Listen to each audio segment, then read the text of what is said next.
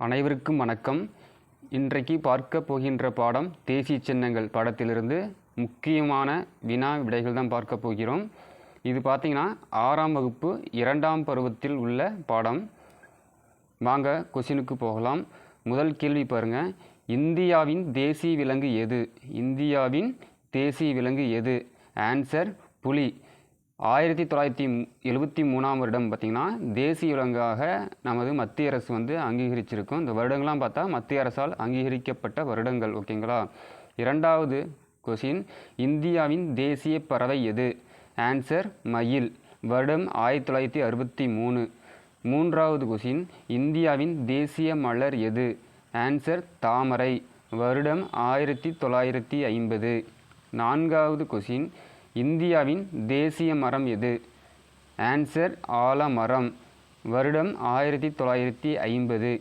ஐந்தாவது கேள்வி, இந்தியாவின் தேசிய கனி எது? ஆன்சர் மாம்பழம். வருடம் 1950. ஆறாவது கேள்வி, இந்தியாவின் தேசிய நதி எது? ஆன்சர் கங்கை ஆறு. வருடம் 2008. ஏழாவது கேள்வி, இந்தியாவின் தேசிய நீர்வாழ் விலங்கு எது? ஆன்சர் ஆற்று ஓங்கில். வருடம் 2010. எட்டாவது கேள்வி, இந்தியாவின் தேசிய பாரம்பரிய விலங்கு எது? ஆன்சர் யானை. வருடம் 2010. ஒன்பதாவது கேள்வி, இந்தியாவின் தேசிய நுண்ணுயிரி எது? Answer lactobacillus delbrueckii. வருடம் 2012. 10வது கேள்வி, உலகில் விஷத்தன்மை கொண்ட மிக நீளமான பாம்பு எது? ஆன்சர் ராஜநாகம். 11வது கேள்வி, இந்தியாவின் மிக நீளமான நதி எது? ஆன்சர் கங்கை ஆறு. இதன் நீளம் 2525 கிலோமீட்டர். 12வது கேள்வி, உலகின் மொத்த புலிகளில் எத்தனை சதவீதம் இந்தியாவில் உள்ளது? ஆன்சர் 70%. 70% புலிகள் பார்த்திங்கன்னா இந்தியாவில் உள்ளது. 13வது கேள்வி, தமிழ்நாட்டில் மயில்களுக்கான சரணாலயம் எங்குள்ளது? புதுக்கோட்டை மாவட்டம் விராலிமலையில் இருக்குது. 14வது கேள்வி, ஆற்று ஓங்கில்கள் இரையை எவ்வாறு பிடிக்கின்றன? மீயொலி அலைகளை பயன்படுத்தி. 15வது கேள்வி, கொல்கத்தாவில் உலக சாதனை படைத்த ஆலமரம் எங்குள்ளது? இதன் விடை இந்திய தாவரியல் பூங்கா. எங்கன்னா அவுரா பகுதியில் இருக்குது. இந்த கொஸ்டின் பாருங்கள். இந்தியாவின் தேசிய காய்கறின்னு கேட்டாங்கன்னா பூசணிக்காய். ஆனால் இது அதிகாரப்பூர்வமாக அறிவிக்கலை. சப்போஸ் கொஸ்டின் கேட்டால் இதற்கு ஆன்சர் பூசணிக்காய். 16வது கேள்வி, தேசிய கொடியை வடிவமைத்தவர் யார்? இதற்கு ஆன்சர் பிங்களி வெங்கையா. இவர் ஆந்திர பிரதேசத்தை சார்ந்தவர். 17வது கேள்வி, தேசிய கொடியில் மேல் நிறம் எது? அது எதை குறிக்கிறது? மேல் நிறம் பார்த்திங்கன்னா காவி நிறம். இந்த காவி நிறம் எதை குறிக்கின்றதுனா வீரம் மற்றும் தியாகம். அன்றைய சுதந்திர போராட்ட வீரர்களுடைய வீரம் மற்றும் தியாகத்தை குறிக்குது. 18வது கேள்வி, தேசிய கொடியில் நடுநிறம் எது? அது எதை குறிக்கிறது? நடுநிறம் பார்த்திங்கன்னா வெள்ளை நிறம். இதன் அர்த்தம் நேர்மை, அமைதி, தூய்மை. 19வது கேள்வி, தேசிய கொடியில் கீழ் நிறம் எது? அது எதை குறிக்கிறது? கீழ் நிறம் பச்சை நிறம். இது செழுமை மற்றும் வளத்தை குறிக்கிறது. 20வது கேள்வி, அசோக சக்கரம் எத்தனை ஆரங்களை கொண்டது? அசோக சக்கரம் 24 ஆரங்களை கொண்டது. அதன் நிறம் பார்த்தோங்கன்னா கருநீல நிறம். கருமை நிறம் கிடையாது, கருநீல நிறம். 21வது கேள்வி, தேசிய கொடியின் நீள அகல விகிதம் என்ன? 3:2. 22வது கேள்வி, முதல் தேசிய கொடி எங்கு நெய்யப்பட்டது? தமிழ்நாட்டில் வேலூர் மாவட்டத்தில் இருக்க குடியாத்தத்தில் நெய்யப்பட்டது. 23வது கேள்வி, முதல் தேசிய கொடியை செங்கோட்டையில் ஏற்றியவர்? அதாவது 1947 ஆகஸ்ட் 15 பண்டித ஜவஹர்லால் நேரு அவர்களால் ஏற்றப்பட்டது. 24வது கேள்வி, முதல் தேசிய கொடி இப்போது எங்கு உள்ளது? எங்குனா சென்னையில் இருக்க புனித ஜார்ஜ் கோட்டை அருங்காட்சியகம். 25வது கேள்வி, கொடிகாத்த குமரன் என அழைக்கப்படுபவர் யார்? ஈரோடு மாவட்டம் சென்னி மலையில் பிறந்த திருப்பூர் குமரன் தான் கொடிகாத்த குமரன் என்று அழைக்கப்படுகிறார். 26வது கேள்வி, இந்தியாவின் தேசிய இலச்சினை எது? சாரநாத் அசோகத்தூனின் நான்முக சிங்கம். அதாவது தேசிய இலச்சினை நான்முக சிங்கம். அது எதில் இருந்துச்சுன்னா சாரநாத் அசோகத்தூனில் இருந்து எடுத்தாங்க. 27வது கேள்வி, தேசிய இலச்சினை எந்த ஆண்டு ஏற்றுக்கொள்ளப்பட்டது? எந்த ஆண்டுனா 1950 ஜனவரி 26 ஏற்றுக்கொள்ளப்பட்டது. 28வது கேள்வி, தேசிய இலச்சினையில் உள்ள வாசகம் என்ன? சத்தியமேவ ஜெயதே. இதற்கு தமிழ் அர்த்தம் வாமியே வெல்லும். 29வது கேள்வி, தேசிய இலச்சியின் அடிப்பகுதியில் என்னென்ன விலங்குகள் உள்ளன? யானை, குதிரை, காளை, சிங்கம். யானையோட அர்த்தம் ஆற்றல், அது ஆற்றலை குறிக்கிறது. வேகத்தை குறிக்கிறது குதிரை. உழைப்பு, அதாவது கடின உழைப்பை குறிக்கிறது காளை. கம்பீரம்னா சிங்கம். அதாவது தேசிய இலச்சினையின் அடிப்பகுதியில் 4 விலங்குகள் உள்ளன. 30வது கேள்வி, நான்முகச் சிங்கம் தற்போது எங்கு பாதுகாக்கப்படுகிறது? சாரநாத் அருங்காட்சியகத்தில். 31வது கேள்வி, இந்தியாவின் தேசிய கீதம் என்ன? ஜனகணமன. 32வது கேள்வி, தேசிய கீதத்தை இயற்றியவர் யார்? அதாவது அந்த ஜனகணமன வங்காள மொழியில் ரவீந்திரநாத் தாகூர் அவர்களால் இயற்றப்பட்டது. 33வது கேள்வி, தேசிய கீதம் முதலாக எங்கு பாடப்பட்டது? அதாவது கொல்கத்தாவில் நடந்த இந்திய தேசிய காங்கிரஸ் மாநாட்டில் இந்த முதலாக தேசிய கீதம் பாடப்பட்டது. வருடம் பார்க்கும்போது 1911 டிசம்பர் 27. இதுதான் கல்கத்தா காங்கிரஸ் மாநாடு. 34வது கேள்வி, தேசிய கீதம் எத்தனை வினாடிகளில் பாட வேண்டும்? அதாவது 52 வினாடிகளில் பாட வேண்டும். 35வது கேள்வி, தேசிய கீதம் எந்த ஆண்டு ஏற்றுக்கொள்ளப்பட்டது? 1950 ஜனவரி 24 அன்று ஏற்றுக்கொள்ளப்பட்டது. 36வது கேள்வி, தேசிய பாடல் வந்தே மாதரம் அதாவது இயற்றியவர் யார்? பங்கிம் சந்திர சட்டர்ஜி. அதாவது வந்தே மாதரம் இயற்றினது யாருன்னா பங்கிம் சந்திர சட்டர்ஜி. 37வது கேள்வி, வந்தே மாதரம் எந்த நாவலிலிருந்து எடுக்கப்பட்டது? அதாவது நாவல்னு பார்க்கும்போது ஆனந்தமடம். 38வது கேள்வி, வந்தே மாதரம் தேசிய பாடலாக அறிவிக்கப்பட்டது எப்போது?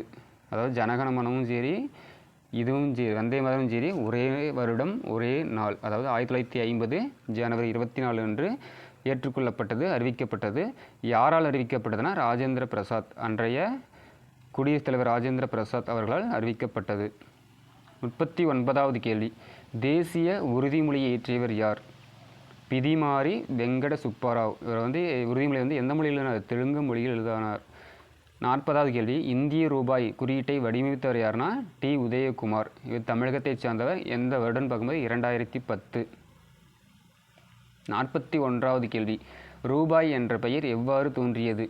அதாவது மன்னர் ஷெர்ஷா சூரி வெளியிட்ட ரூபியா, அதாவது வெள்ளி, அவர் அன்றைய காலத்தில் ஷெர்ஷா சூரி ஒரு வெள்ளி நாணயம் வெளியிட்டார். அதனுடைய பெயர் ரூபியா. அது மருவி தான் இப்போ ரூபாய் என்று பெயர் தோன்றியது. 42வது கேள்வி, தேசிய நாட்காட்டி எந்த ஆண்டு முறையை பின்பற்றுகிறது? சக ஆண்டு முறை, அதாவது கணிச காலத்தைச் சேர்ந்த சக ஆண்டு முறை, கிபி 78. 43வது கேள்வி, தேசிய நாட்காட்டி எப்போது ஏற்றுக்கொள்ளப்பட்டது? எப்போதுனா 1950 மார்ச் 22 முதல். 44வது கேள்வி, தேசிய நாட்காட்டி சீரமைப்பு குழுவின் தலைவர் யார்னா வான் இயற்பியலர் மேக்நாத் சாஹா. வான் இயற்பியலர் மேக்நாத் சாஹா. 45வது கேள்வி, சுதந்திர நாள் எப்போது கொண்டாடப்படுகிறது? Answer August 15. 46வது கேள்வி, சுதந்திர நாளில் கொடியேற்றுவது யார்னா அதாவது ஆகஸ்ட் 15 டெல்லி செங்கோட்டையில் பிரதம அமைச்சர் கொடியேற்றுவார். அதே குடியரசு நாள், அதாவது ஜனவரி 26 அன்று யார் கொடியேற்றுவாங்கன்னா குடியரசுத் தலைவர். ஜனவரி 26னா குடியரசுத் தலைவர், ஆகஸ்ட் 15னா பிரதம அமைச்சர். 47வது விஷயம் பாருங்கள், குடியரசு நாள் எப்போது கொண்டாடப்படுகிறது? அதாவது 1950 ஜனவரி 26 குடியரசு நாடாக அறிவிக்கப்பட்டது. ஓகேங்களா, அதிலிருந்து கொண்டாடப்படுகிறது. 48வது கேள்வி, குடியரசு நாளில் கொடியேற்றுபவர் யார்? அதாவது யாருன்னா குடியரசுத் தலைவர்.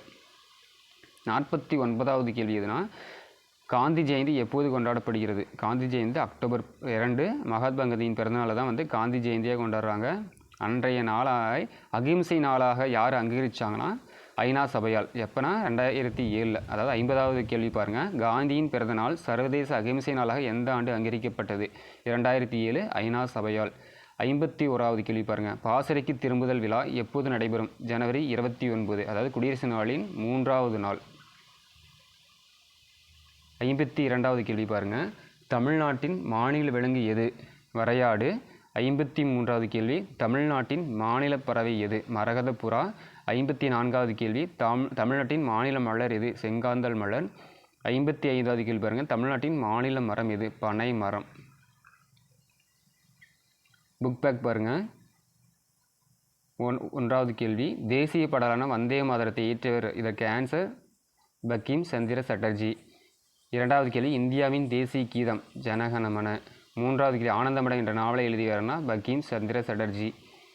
நான்காவது கேள்வி, பிறந்த நாளை சர்வதேச அகிம்சை நாளாக கொண்டாடுகிறோம். அதாவது மகாத்மா காந்தியோட பிறந்தநாள் தான் வந்து அக்டோபர் 2 வந்து அகிம்சை நாளாக வந்து கொண்டாடுகிறோம் 2007 ஐந்தாவது கேள்வி, நம் தேசிய கொடியில் உள்ள அசோக சக்கரத்தின் நிறம் என்னென்னா கருநீல நிறம். ஆறாவது கேள்வி, இந்திய விடுதலை நாளில் பறக்கவிடப்பட்ட முதல் தேசிய கொடி எந்த அருங்காட்சியகத்தில் உள்ளதுன்னா சென்னை புனித சார்ஜ் கோட்டையில் வந்து அந்த அருங்காட்சியகத்தில் வந்து இருக்குது. ஏழாவது கேள்வி, தேசிய கீதத்தை இயற்றியவரார்னா ரவீந்திரநாத் தாகூர் வங்காள மொழியில். எட்டாவது கேள்வி, தேசிய கீதம் பாடுவதற்கு எடுத்துக்கொள்ள வேண்டிய கால அளவு 52 வினாடிகள். ஒன்பதாவது கேள்வி, 1896 தேசிய காங்கிரஸ் மாநாட்டின் போது வந்தே மாதரத்தை பாடலை பாடியவர் யார்னா ரவீந்திரநாத் தாகூர். வந்தே மாதத்தை இயற்றியவர்னா பங்கிம் சந்திர சட்டர்ஜி வங்காளி மொழியில். அதே முதல் பாடியார்னா ரவீந்திரநாத் தாகூர் 1896 கல்கத்தா காங்கிரஸ் மாநாட்டில். ஓகேங்களா. பத்தாவது கேள்வி, விடுதலை நாளின் போது டெல்லியில் கொடியேற்றுபவர் யார்னா பிரதம அமைச்சர். இது ஆல்ரெடி பார்த்ததுங்க, அது வரிசையாக கொடுத்துருக்கு. வேகமாக டைம் வந்து ரீட் பண்ணிடுறேன். தேசிய விலங்கு வந்து புலி, வருடம் 1973. தேசிய பறவை மயில் 1963. தேசிய மலர் தாமரை 1950. தேசிய மரம் ஆலமரம் 1950. தேசிய கனி மாம்பழம் 1950. தேசிய நதி கங்கை ஆறு 2008. இதன் நீளம் பார்த்தீங்கன்னா 2025 கிலோமீட்டர். ஓகேங்களா, ஞாபகம் வச்சுங்க.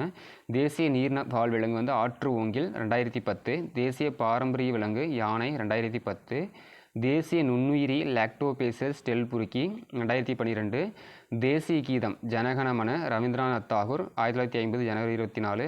தேசிய பாடல் வந்தே மாதரம் பங்கிம் சந்திர சட்டர்ஜி 1950 ஜனவரி 24. தேசிய இலச்சனை இதுனா நான்முக சிங்கம். அது கீழே என்ன வார்த்தை இருக்குன்னா சத்தியமேவ ஜெயதே. அதனால் பொருள் வந்து வாய்மையை வெல்லும். எந்தோட ஏற்றுக்கிட்டாங்கன்னா 1950 ஜனவரி 26. தேசிய கொடி அதாவது மோர்ன கொடி இதை யார் வடிவமைத்தாருன்னா பெங்காலி வெங்கையா. எந்த வருடம் ஏற்றுக்கிட்டாங்க இதை படிச்சுக்கோங்க. எந்த வருடம் ஏற்றாங்கன்னா 1947 ஜூலை 22 வந்து அரசியல் நிர்ணய சபையால் வந்து ஏற்றுக்கொள்ளப்பட்டது. ஓகேங்களா. தேசிய நாட்காட்டி வந்து சக ஆண்டு முறை வருடம் பார்த்தா கிபி 78. எந்த வருஷம் ஏற்றுக்கிட்டாங்கன்னா 1957. தேசிய நாணய குறியீடு வந்து டி உதயகுமார் வந்து உருவாக்கியிருப்பார். எப்போனா 2010. ஓகேங்களா. இவர் தமிழகத்தை சார்ந்தவர். ஓகேங்களா.